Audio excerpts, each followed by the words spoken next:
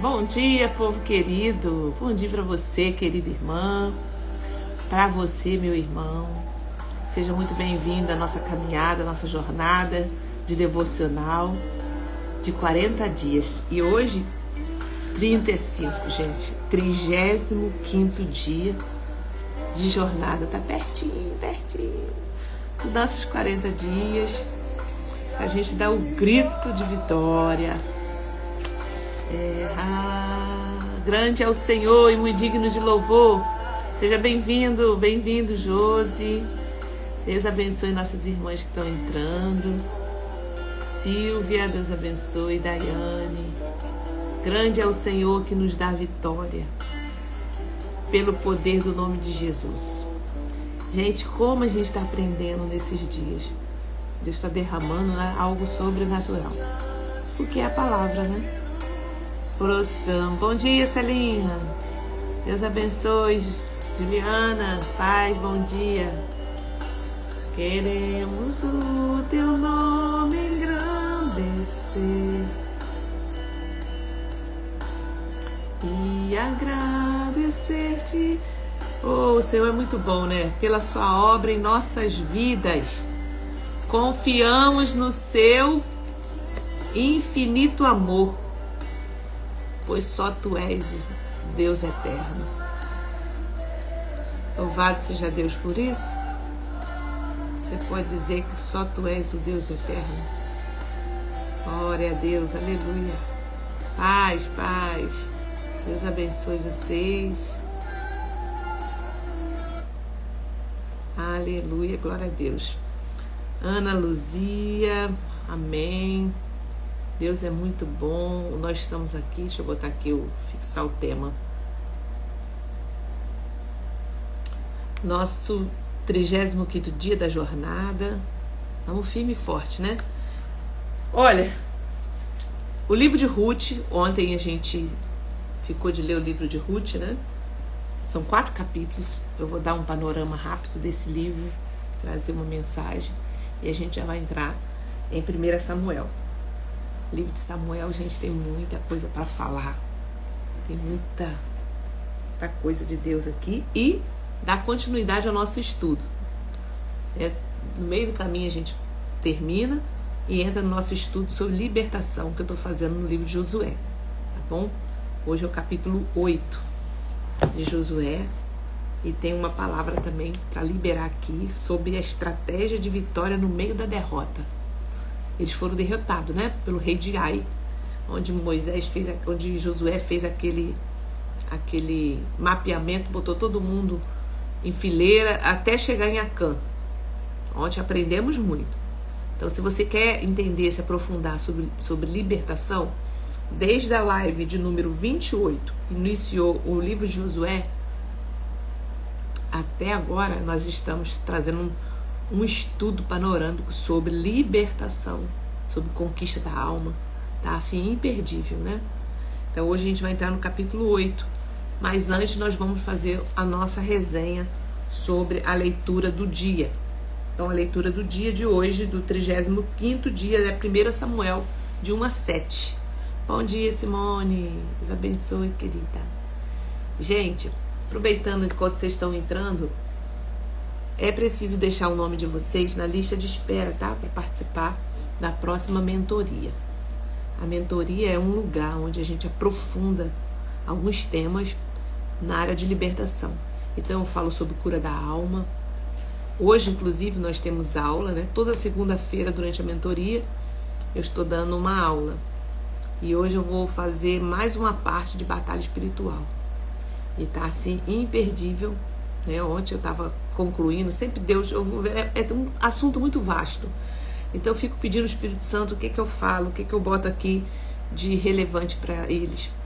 E Deus ontem eu complementei, né, com algo mais que está assim poderoso. Então todas essas aulas estão gravadas, vão ficar gravadas numa plataforma. A próxima turma, ela vai chegar e ela já vai encontrar essas aulas gravadas. Tem lá também de bônus imersões que eu fiz durante o ano passado, na área da sexualidade, na área da finança, também da cura interior. E esse ano, nessa plataforma, tem mais material chegando. Então, assim, é para você se alimentar, buscar em Deus, entender, para destravar você espiritualmente.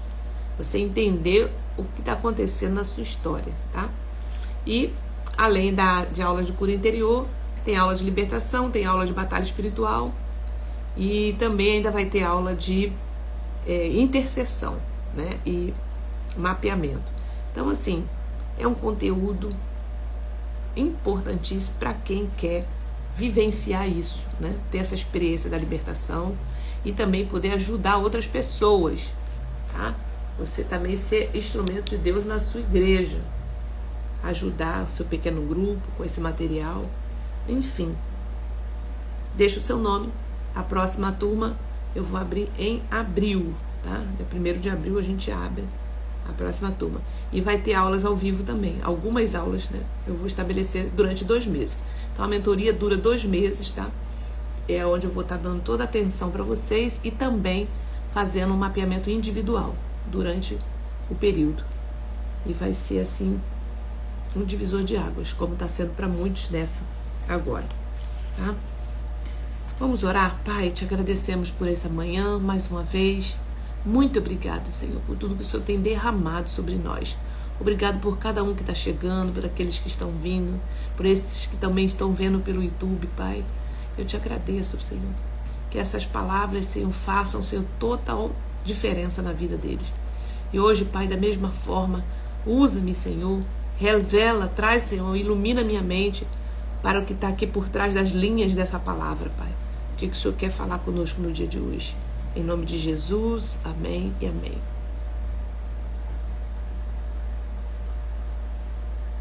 Pai, Jaqueline.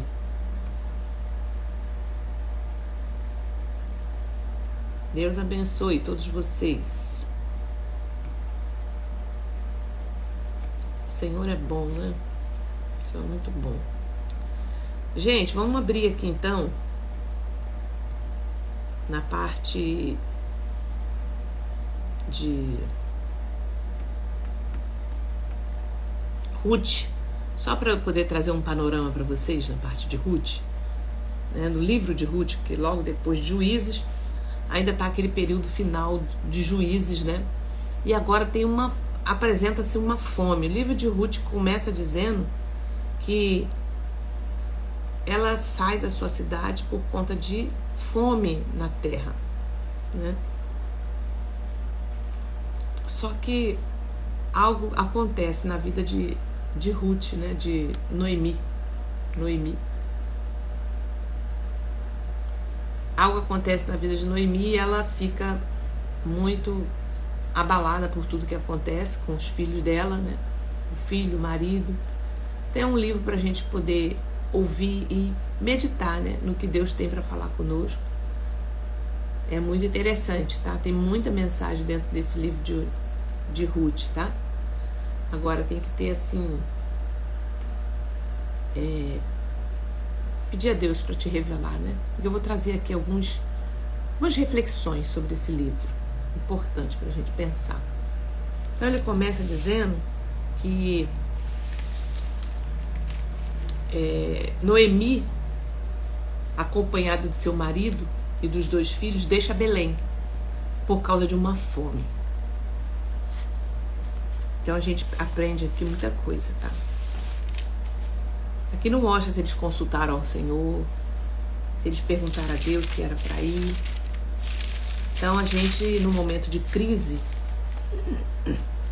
a gente precisa pensar nas decisões que a gente toma, né? Ruth toma uma decisão junto com seu marido de sair de Belém, né? Deixa Belém por causa... Belém era a casa de quê, gente? A Bíblia fala que Belém era a casa do pão, né? Muita gente na hora da crise abandona a casa do pão, abandona a casa de Deus. Deixou Belém por causa de uma fome e se estabelece em Moabe. Lá ela enfrenta a perda, ela começa a perder, tá? Depois da morte, aqui fala que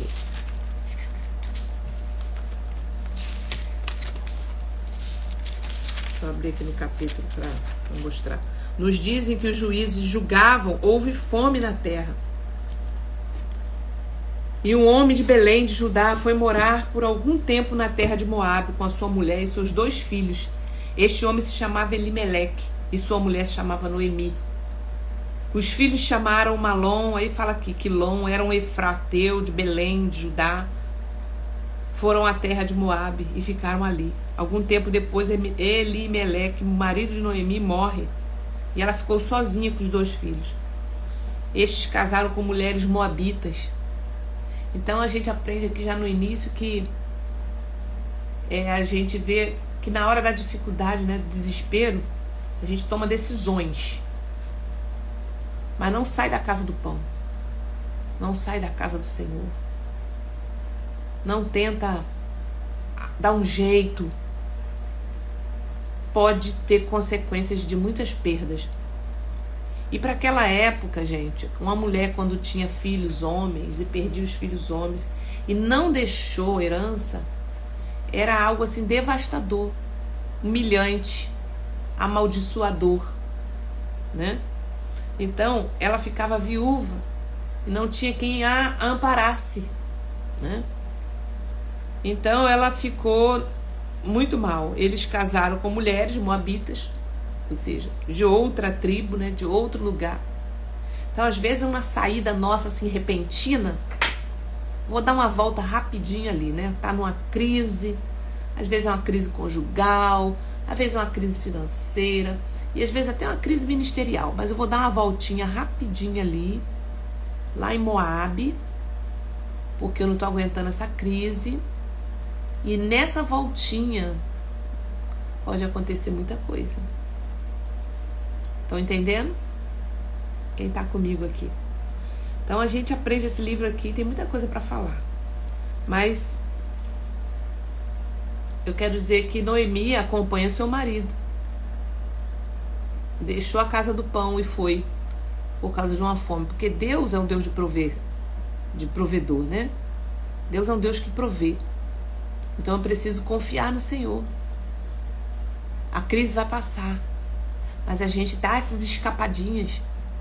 Essas escapadas são perigosíssimas para o nosso ministério, né? Para a nossa família.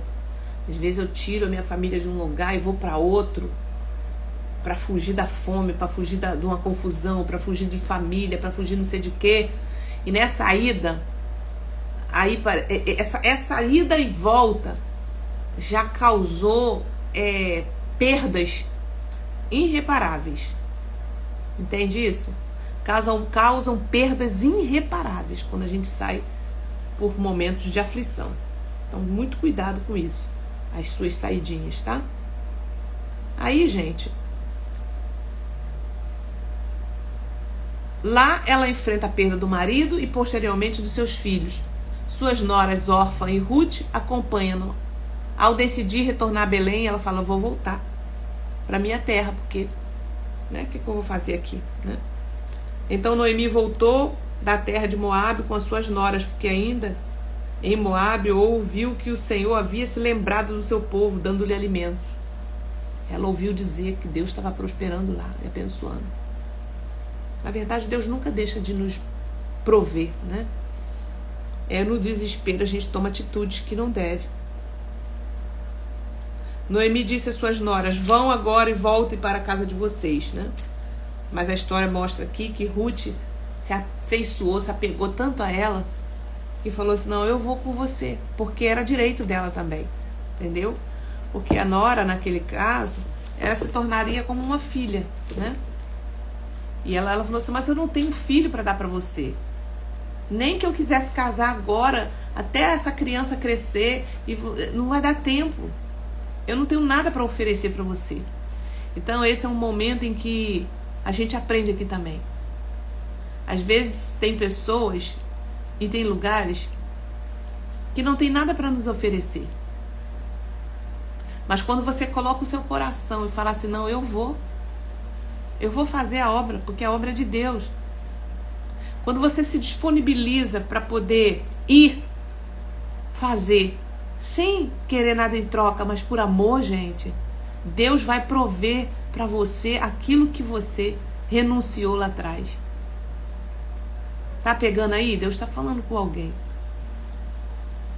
Quando você vai nessa direção que Deus está te mandando e você olha assim, não tenho nada para te oferecer. Noemi falou, não tenho nada para te dar. Ela falou assim, não, eu vou contigo. Aonde tu for, eu irei. Onde quer que pousares, ali pousarei. O teu povo será o meu povo, o teu Deus será o meu Deus. Gente, isso aqui é forte. Então, quando você alinha a uma pessoa ou um projeto, que você olha assim, meu Deus, o que tem aqui? Mas você faz por obediência, por amor, Deus vai prover lá na frente para você, porque Deus não deve ninguém. Então o capítulo revela o valor da fidelidade, do compromisso, do comprometimento, a decisão de Ruth de permanecer ao lado de Noemi, mesmo diante da incerteza. Mostra uma confiança profunda em Deus. Talvez o cenário hoje não está favorável, mas você está falando assim, Deus, eu vou ficar. Eu vou ficar nesse lugar, eu vou ficar nesse casamento, eu vou ficar nesse projeto. Quando tudo diz que não, sua voz me encoraja a prosseguir. Quando tudo diz que não, ou parece que o mar não vai se abrir, eu não estou só, o que dizem sobre mim. Então, Ruth é um exemplo de atitude assim, né? Reflita sobre os relacionamentos em sua vida. Existe alguém que precisa do seu apoio em um tempo difícil? Busque cultivar lealdade, solidariedade. Lembrando que muitas vezes seguir a vontade de Deus exige escolhas que vão além do conforto pessoal. Eu tive que tomar decisões na minha vida.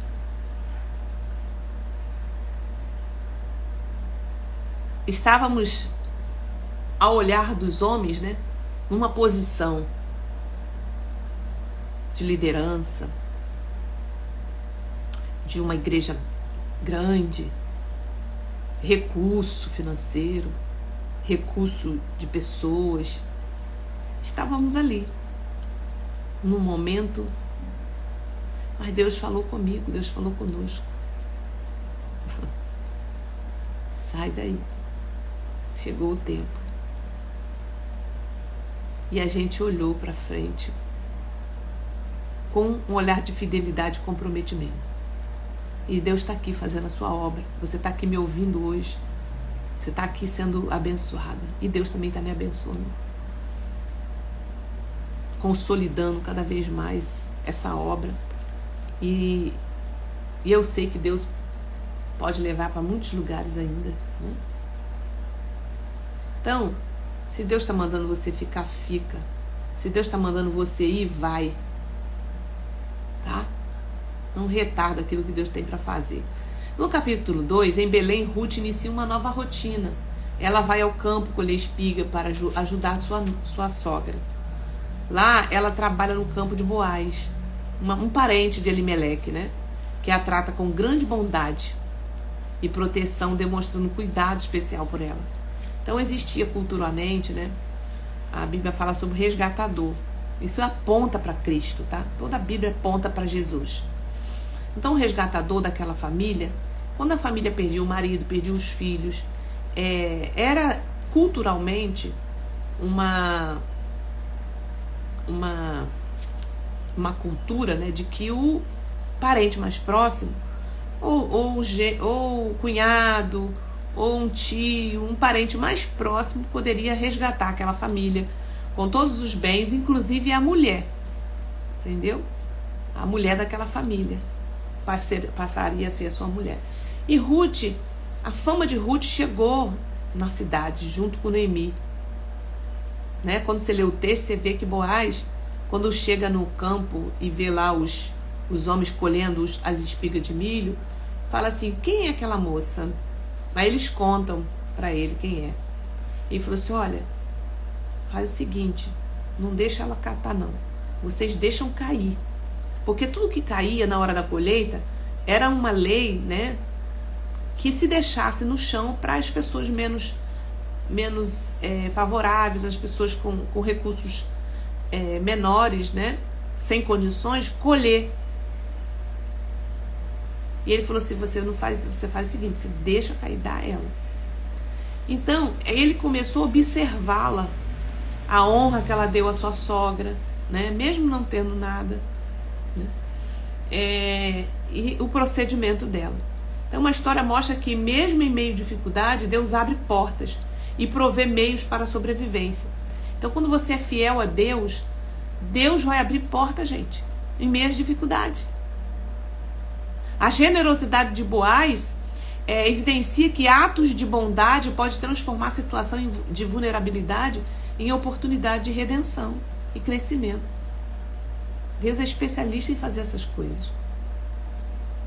Por quê? Porque Ele sonda o nosso coração. Então esteja atento às oportunidades de servir e ajudar, tanto para você quanto para os outros. Tá? Valorize os gestos de bondade que recebe. Pratique generosidade em seu dia a dia. No capítulo 3, orientada por Noemi, Ruth se dirige agora a Boaz.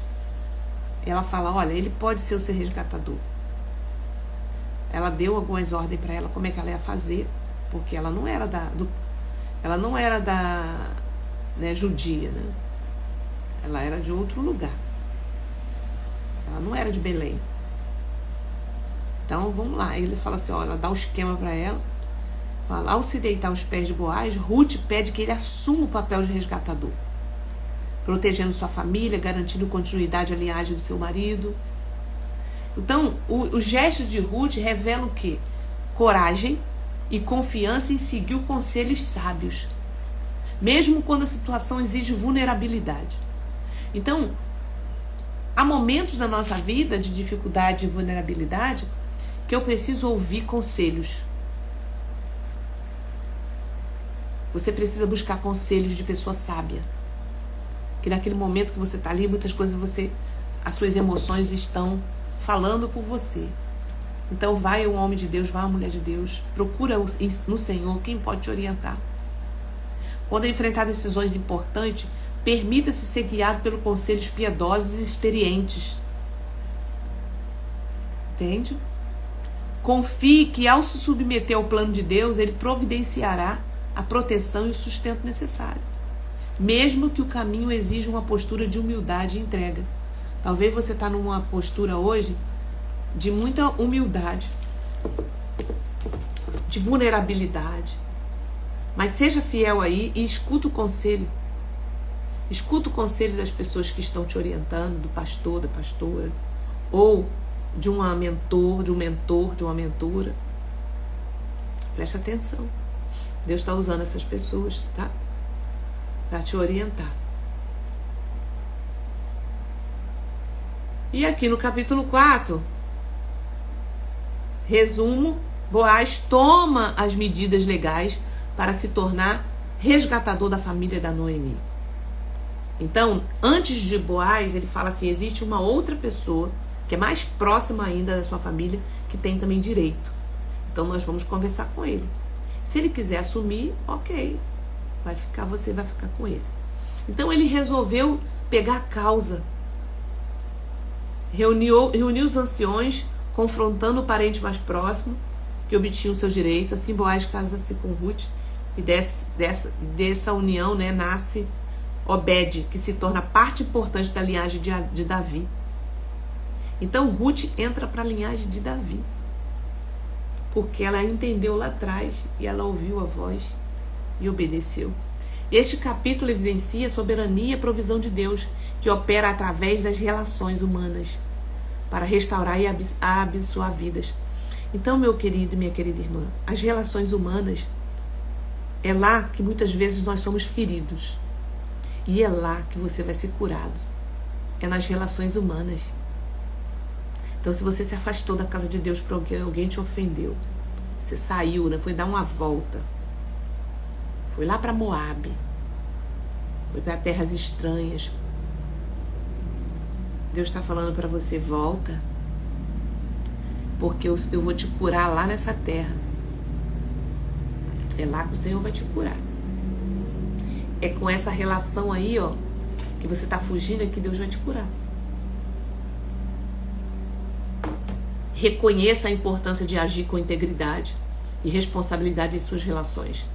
Valorize o processo de reconciliação e redenção que surge em sua vida, entendendo que cada gesto de justiça e amor pode ter um impacto transformador. Entende? Não adianta fugir por muito tempo. Jacó ficou 20 anos longe de Esaú, porque ele enganou o irmão e foi embora. Um dia o Senhor falou assim: olha, agora volta para se reconciliar com seu irmão. Então são as relações que vão nos abençoar. Não adianta a gente fugir das pessoas, não adianta a gente se esconder. Vou ficar aqui nesse cantinho porque eu não quero relação com ninguém. É lá que Deus vai te resgatar, tá? Amém? Glória a Deus. Gente, agora a gente entra em 1 Samuel. 1 Samuel, que é a nossa leitura de hoje. E daqui a pouco a gente vai para o nosso estudo de Josué. Olha quanta coisa Deus derrama, né? Se deixar, eu fico aqui, ó, até de noite. Quem tá comigo aí? Amém? Você pode dizer amém? Olha quanta coisa a gente aprendeu aqui no livro de Ruth. Deus falou com você aí? Fez sentido para você essa palavra? Fala aí. Já não absorvemos tanta coisa? Agora 1 Samuel, gente, também tem cada situação aqui. Só Jesus na causa. Agora, Eucana e suas mulheres. Houve um homem em Ramataim, né, da região montanhosa de Efraim, cujo nome era Eucana. Muitos pregadores, né, fazem alusão dessa mensagem. E tem mensagem aqui para tudo que é gosto, tá? Então, todos os anos, esse homem ia da sua cidade para adorar, sacrificar ao Senhor dos exércitos em Siló, onde Ofni e Finéias, grave esses nomes aqui, os 2 filhos de Eli, eram sacerdotes do Senhor. No dia em que Eucana oferecia o seu sacrifício, ele dava porções deste sacrifício a Penina, sua mulher, e a todos os seus filhos e filhas. A Ana, porém, dava uma porção dobrada, porque ele a amava, mesmo que o Senhor a tivesse deixado estéril. Aqui, gente, começa também mais um drama, né? Que a gente aprende aqui na história bíblica. Ana, profundamente angustiada, né, pela infertilidade, Deus a tornou não podendo dar filho, né, infértil. Clama a Deus com fervor por um filho, prometendo dedicar o filho ao Senhor. E aí ela entra, né, dentro do santuário, e ela era muito provocada pela sua rival. Porque naquela época, né, gente, não era Deus que arrumava esses negócios não, tá, gente? A Bíblia não esconde o pecado de ninguém. Então eles arrumavam os problemas e aí ficava lá, né, para jogar para Deus resolver. Eles que arrumavam essas mulheres.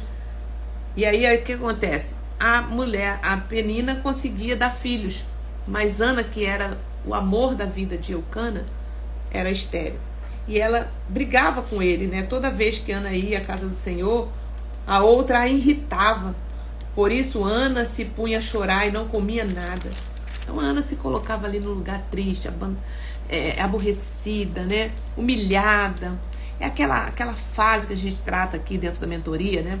A fase da humilhação, né? A ferida da humilhação, a ferida do abandono. Então a gente vai tratando essas coisas. Ana, por que você está chorando? Por que não quer comer? E por que está tão triste? Será que eu não sou melhor para você do que 10 filhos? Aqui Eucana também, né? Um pouco assim, egoísta. Aquela mulher, naquela época, você ter filho, gente, era você ter ouro. E né? Filhos são tesouros do Senhor. Era como se a mulher fosse amaldiçoada quando ela não desse filho. Mas o texto diz que Deus fechou a madre dela. E geralmente na história, se você observar, os grandes homens da história, eles foram gerados por mulheres estéreis. Elas não geravam. Tá? Samuel foi um deles. Então Deus tem uma grande obra nisso aí. A oração e o voto de Ana. E a Ana vai e faz um voto, né, a Deus. Se de fato olhares para a aflição da tua serva e te lembrares de mim, e não te esqueceres da tua serva e deres um filho, homem, eu a dedicarei ao Senhor por todos os dias. Ana continuava a orar diante do Senhor, porque Ana só falava em seu coração, os seus lábios se moviam. A Bíblia diz que ela só falava no seu coração e os seus lábios ficavam ali gemendo. A ponto, gente, que Eli pensou que ela estava embriagada, né? Até quando você vai ficar embriagada? Gente, Eli estava numa situação, o profeta Eli, a gente vai ver aqui mais para frente, ele estava numa situação tão desagradável, né, na presença de Deus, que ele não estava tendo nem mais sensibilidade espiritual. Ele estava permitindo que os filhos deles fizessem uma bagunça na casa do Senhor. Ele perdeu um pouco da visão espiritual. Então, quando ele vê aquela mulher já aflita de alma, ele acha que a mulher está bêbada, né? Muitas vezes você vê pessoas entrando dentro do templo, né? Às vezes ela está ali com uma situação que demonstra, chamando atenção por uma dor, por uma aflição, né, que ela está passando. Às vezes é choro, às vezes é calada, às vezes é falando demais, às vezes é angustiada, né?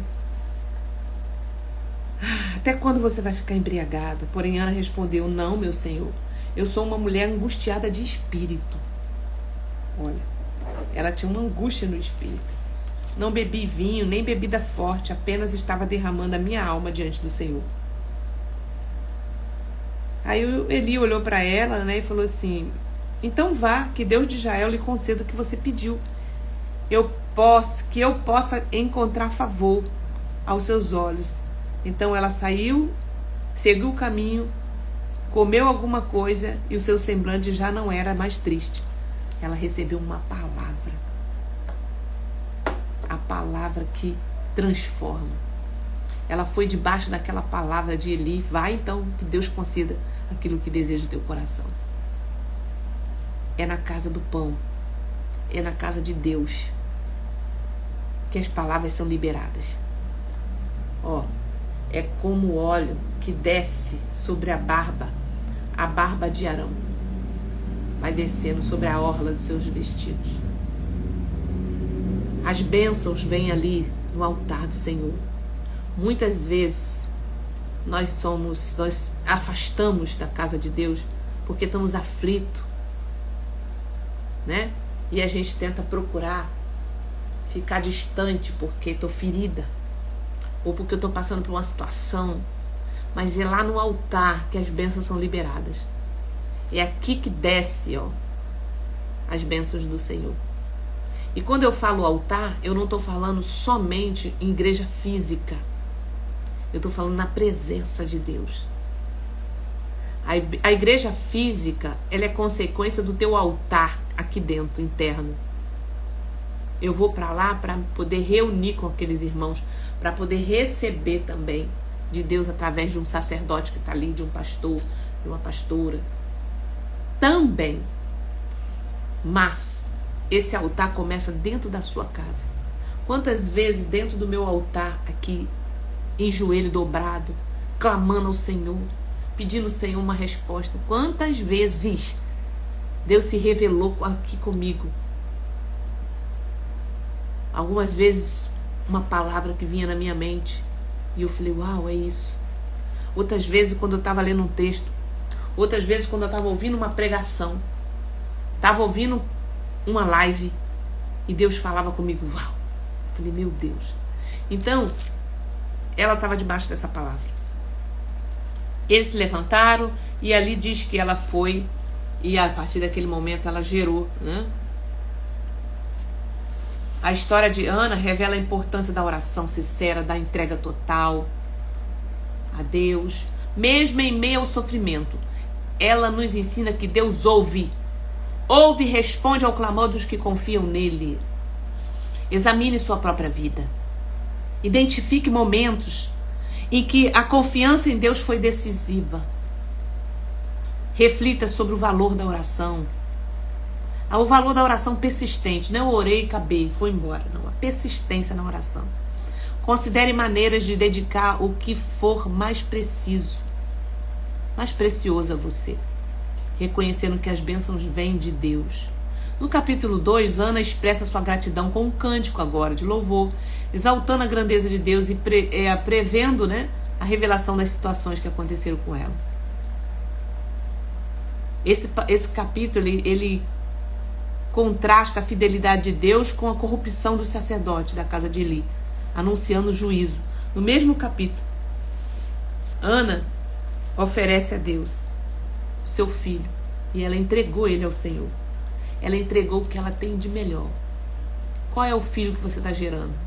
E eu não estou falando apenas filho físico, né? Carne e osso. Mas o ministério, o seu projeto. Já entregou isso na mão de Deus? Falou, Senhor, olha, eu entrego, vai ser seu. Essa situação aqui, Deus, está na tua mão. Então, revisa a sua postura diante das dificuldades e sucesso. Revisa. Cultive a humildade e a gratidão, reconhecendo que cada conquista é fruto da graça divina. Permita que a confiança em Deus molde suas atitudes, tanto em tempos de vitória quanto em tempos de desafio. Nos dois tempos, ela não deixou de ir na casa do Senhor e participar. No tempo de aflição, ela subia, coração aflito, chorando. Então, eu e você vai ter tempos de momentos de aflição e vai ter tempos de alegria. Que você possa estar nesses dois momentos na presença do Senhor. Muitas pessoas se desviam ou abandonam no momento da aflição. Ou muitas pessoas vêm para a casa do Senhor por causa do momento da aflição, da angústia, da prova. E ali vai buscar o Senhor, vai buscar o Senhor. Quando ele recebe o seu Samuel, quando ele recebe a sua promessa, ele começa a esfriar. Ele não volta para agradecer. Ele vai lá, daqui a pouco eu estou com dificuldade, eu estou com isso. Então, revisa a sua postura diante do sucesso e da dificuldade. Essa é a palavra. Capítulo 3. Deus chama Samuel enquanto ele serve no templo. Tá? Ana faz um cântico no 2. E aqui no 2 fala que os filhos de Eli eram homens malignos e não se importavam com o Senhor. O costume desse sacerdote com o povo era este: quando alguém oferecia um sacrifício, o servo do sacerdote vinha com um garfo de 3 dentes na mão, enquanto a carne estava cozinhando, enfiava o garfo da caldeira na panela do caldeirão ou na marmita, e tudo que o garfo tirava, o sacerdote pegava para si. Assim se fazia a todo Israel que ia ali em Siló. Também antes de se queimar a gordura, o servo do sacerdote vinha e dizia aos homens que estavam oferecendo sacrifício: dê esse pedaço de carne para mim e para o sacerdote assar. Então, gente, eles estavam roubando, eles estavam usurpando, eles estavam transgredindo como que deveria ser feito na casa de Deus. E aqui, gente, olha, tem palavra para muita gente. Os filhos de Eli eram os homens responsáveis pelo cuidado do templo, que veio lá desde Arão. Era um sacerdócio que cuidava dessas coisas. Eles tinham direito à comida, mas não era tudo, não era qualquer coisa. Então eles estavam fazendo bagunça na casa de Deus, não observando a lei, comendo o que não devia, usando o que não podia usar, fazendo bagunça. Aí a gente começa a pensar sobre isso.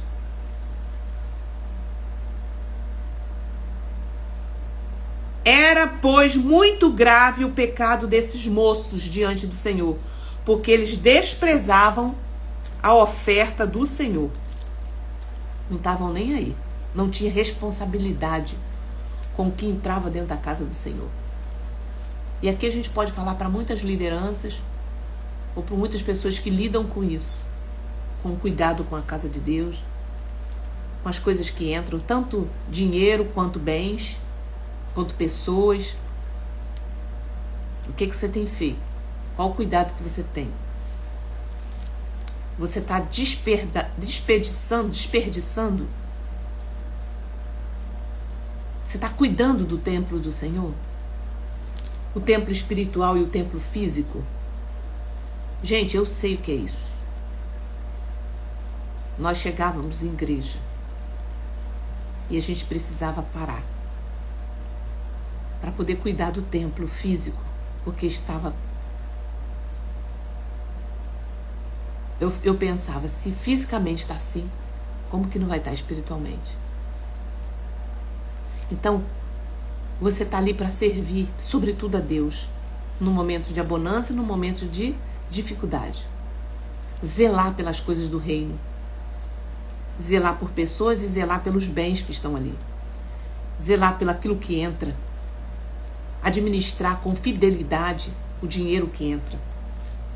Então estava uma bagunça. Os filhos de Eli estavam zoando o plantão, como o pessoal fala, né? Estava zoando a casa do Senhor. Eli repreende os seus filhos. Mas olha só o sacerdote que não tem autoridade mais. E aqui eu falo para muitos pastores, lideranças, que os filhos estão fazendo o que quer e o que não quer dentro da casa.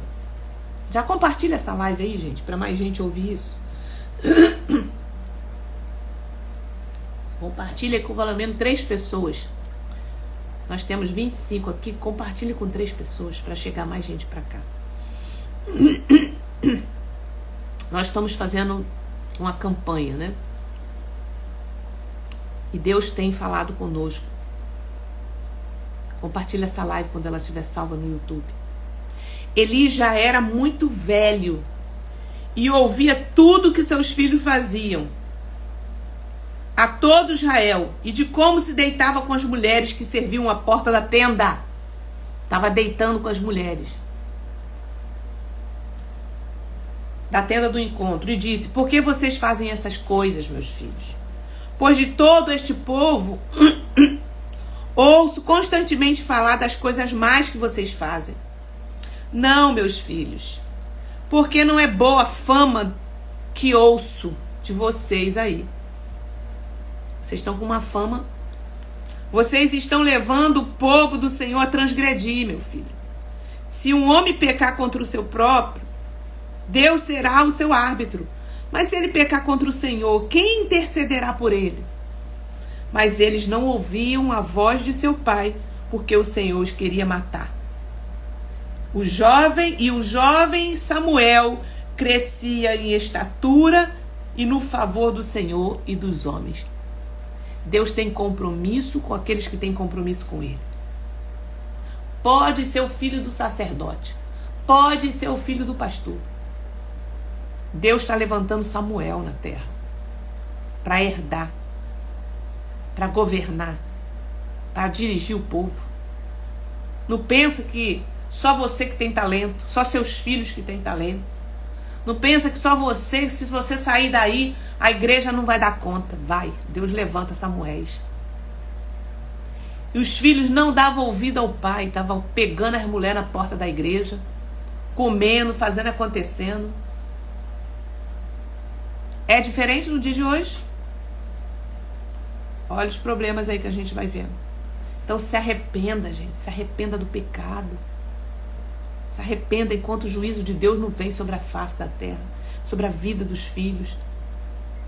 Pastores que deixam o filho fazer o que quer dentro da igreja, porque não, para que ele não saia, para que ele não desvie, né? Porque senão ele é novo convertido, ele está chegando agora, ele é um homem assim, ele é assim. Não. A prioridade é a honra, a casa de Deus. Corrija os seus filhos. Que os seus filhos estejam sob sujeição. É o que está lá falando. Paulo fala para uma das suas cartas. Quem deseja o episcopado, que os filhos estejam sob a sua sujeição. Gente, eu vou parar por aqui, porque eu tenho um compromisso também da gente falar sobre a nossa...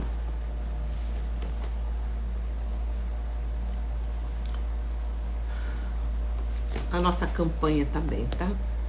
Hoje é bem rápido que eu vou falar sobre libertação, bem rapidinho. E aqui eu paro no capítulo 2 de Samuel. Amanhã a gente fala um pouco mais, tá? Eu vou trazer um panorama um pouco mais, porque essa história tem muita coisa pra gente aprender aqui, tá? Então o capítulo, Deus chama Samuel enquanto ele serve no templo. Inicialmente confundindo a voz divina, né? A gente vai ver amanhã que ele é chamado 3 vezes. E ele fala na terceira vez, quando a voz aparecer para você, fala, eis-me aqui. Deus ali começa a tratar com Samuel, levantar Samuel. Porque Deus vai acabar com toda a casa de Eli. Então tem muita coisa pra gente conversar aqui amanhã, tá? Amanhã a gente volta nesse assunto e a gente resume. Glória a Deus. Não é forte, gente? Aleluia. Deus abençoe sua vida. Amém. Amém. Tem muita coisa aqui ainda para tratar. O nosso estudo de hoje sobre libertação está no capítulo 8. O capítulo 8 de Josué. O capítulo 8 de Josué, ele trata sobre uma fase da libertação, que é a estratégia da vitória no meio da derrota. Eles foram derrotados, tá? Eles foram derrotados. E agora eles precisavam conquistar aquela área novamente. Mas só pode conquistar depois que eles repararam, acharam a capa de Acã, né? Então, o coração é uma nova estratégia para lidar com fortalezas. Quando a gente estuda sobre a história de Josué, a gente aprende sobre conquista. E no capítulo 8, a cidade de Ai agora vai ser destruída. É aquela fortaleza que estava insistindo em ficar dentro de você. Não tenha medo, Deus diz para Josué. Nem fique assustado. Leve com você toda a gente de guerra. Prepare-se e marche contra a cidade de Ai. Eis que entreguei em suas mãos o rei de Ai. Eis que a cidade é sua. Você fará com a cidade de Ai e com o seu rei o que fez com Jericó. Então, diante da derrota, Deus te dá uma estratégia para você vencer. Não pense que tudo está perdido, não. Deus vai dar estratégia no meio da derrota. E agora eles recebem de Deus uma orientação. E Josué passa para eles. Como que a gente vai conquistar essa terra agora? Tá? Vamos deixar que saiam atrás de nós até o que tiremos da cidade. Porque dirão, estão fugindo de nós como da primeira vez. Deixa eles acharem que a gente está fugindo deles. Mas em volta da cidade, o cerco já vai estar armado. Tem eles armaram uma arapuca para eles caírem. O que isso traz para nós no sentido da alma? O coração é uma nova estratégia para lidar com a fortaleza. Intercessão criativa, a gente chama isso. A estratégia usada em Ai não foi a mesma de Jericó. Em Jericó, eles rodearam no silêncio, né? E através do grito da alma conquistaram. A estratégia de Ai não é derrubar os muros, mas restaurar áreas que foram comprometidas. Entende agora? Tem áreas na sua vida que foram comprometidas. Deus vai restaurar. A conquista dessa vez acontecia fora dos muros. Era necessário uma exposição do rei de Ai. Esse rei tem que vir para fora.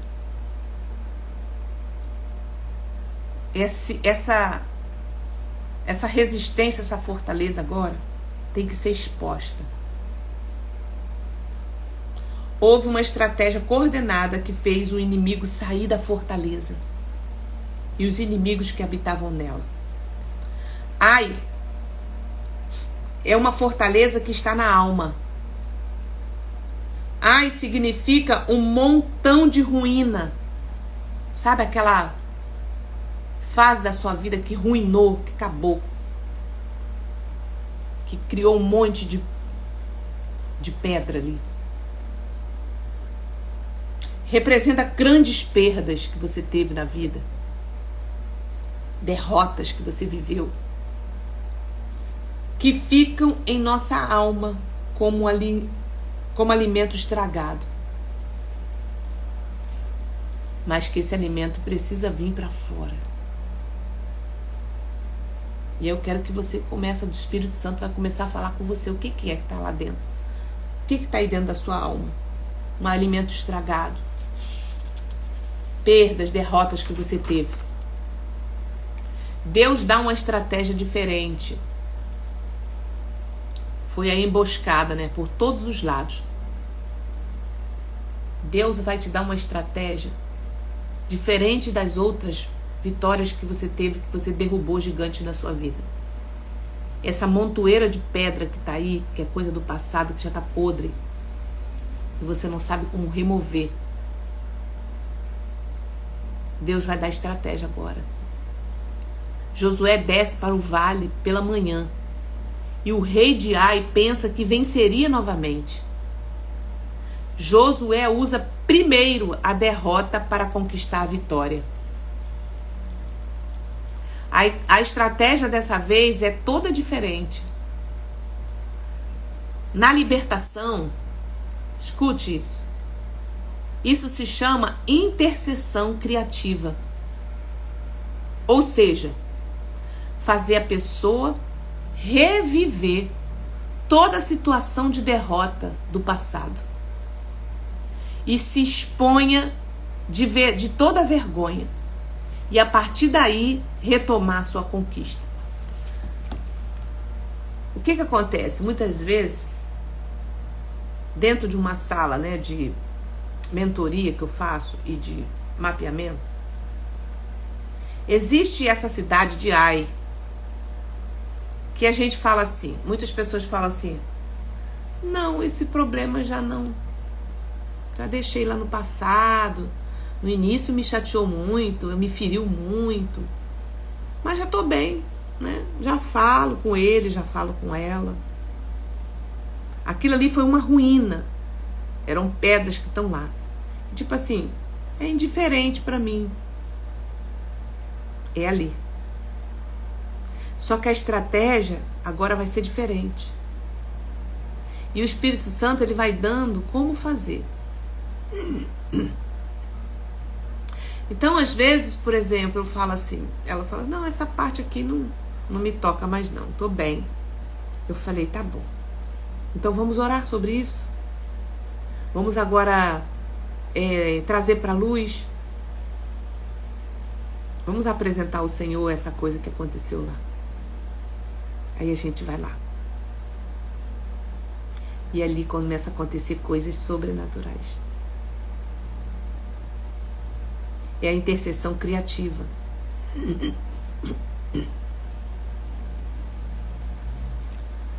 Fazer a pessoa reviver toda a situação de derrota do passado. Isso é libertação. Isso é cura. E se exponha de toda a vergonha. E a partir daí retoma a sua conquista. O resultado dessa reconquista, é a renovação da aliança. É lindo isso. Houve um reabibliamento que promoveu a retomada da conquista. Então ali houve uma restauração daquilo que já estava em ruínas. Me lembra aqui de quinta-feira, olha aí. Não é? Já tem alguém aqui falando.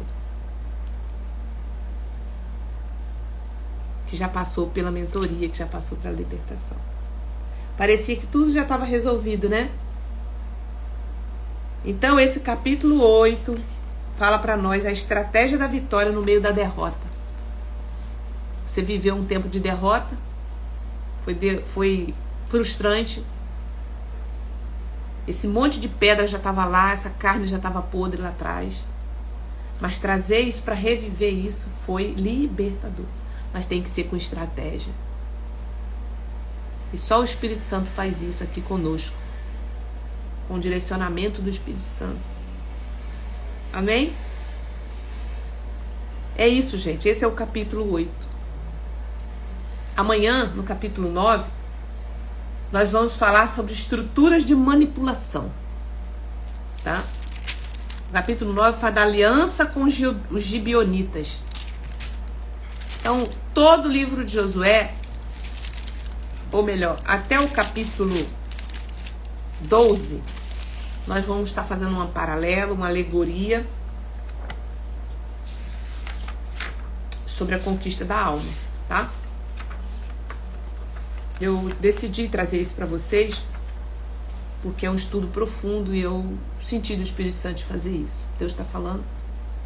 E se você quer viver essas experiências dentro da mentoria, gente, nós vivemos isso. Esse é o lugar. Esse é o lugar para você se passar por essa cirúrgica, esse momento cirúrgico, né, na alma, tá? Hoje na mentoria nós vamos falar sobre batalha espiritual. Vamos trazer algumas ferramentas poderosas para ser usadas, que existem à disposição. Muitas vezes nós desconhecemos. Então, a conquista não quer dizer que você agora vai ficar. Não. A gente sabe que o inimigo ele tenta retomar aqueles lugares. Então, as ferramentas da batalha espiritual são armas espirituais. As armas pela qual lutamos, como o apóstolo Paulo diz, não são carnais. Elas são poderosas em Deus para destruir fortalezas. Então, que armas são essas? Eu estou ensinando agora na aula de hoje, na mentoria. Tá bom? Que Deus abençoe. Natalita, eu queria assistir essa aula. Procura nosso suporte. Tá? Você só pode assistir. Mas procura para você saber como que funciona.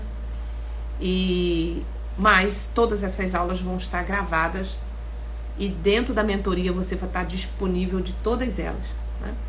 A partir de abril. Mas as que eu vou fazer no ao vivo também com vocês. Então vai ser assim um tempo de transbordar, de crescimento na sua vida, tá? Que o seu 2025 vai ser um divisor de águas. Gente, estamos na reta final essa semana, né, dos nossos 40 dias de jejum e devocional, sendo que o devocional eu estou com vocês 40 dias consecutivos, né, trazendo todo esse panorama que vocês estão vendo. Nós vamos dar continuidade à leitura da Bíblia. Vocês não param não, tá? Vocês vão adiante. Ouça, Natalita, eu não consigo ler. A dica foi, baixa um aplicativo de Bíblia e ouve os 7 capítulos por dia, tá?